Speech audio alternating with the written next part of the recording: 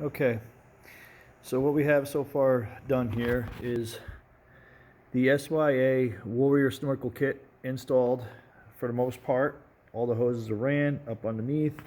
Um, we're also doing a radiator relocate kit, so we don't have a radiator here, so it's much easier to run the hoses up where they belong. They're up underneath this lid. This lid is getting replaced, so nothing is mounted, no holes are drilled.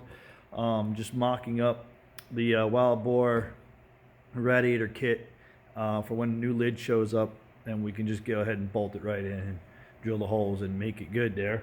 On the radiator relocate kit for wild boar, I want to reuse my lid. I want to be able to use my lid, I should say. So I did it this way. And people on YouTube were saying something about all the bends and all that. But really, if you just use the stock hose that comes on the radiator cap, cut it, and it actually worked out perfect.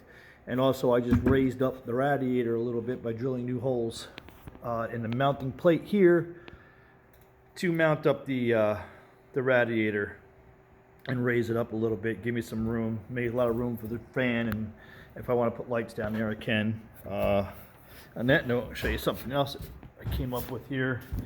Is we're doing a sub pump design here. Now the box is sealed, but in case of a leak, or if I'm going through a stream or something and it starts to leak, my belt starts to slip, we're installing a sub pump, which is basically a high-powered washer pump from a car, and we're going to route it up, and it's going to come out one of the vent risers, one of the vent tube risers up here, and it'll be hooked up to a toggle switch, or we're going to get a fuel water sensor switch and probably mount that in there so it'll come on automatically. We haven't gotten that far yet. We're still working with that, and we'll test it out and see how it works. But that pump right there emptied a large Dunkin' Donut cup of water within a second, so it's a pretty powerful pump.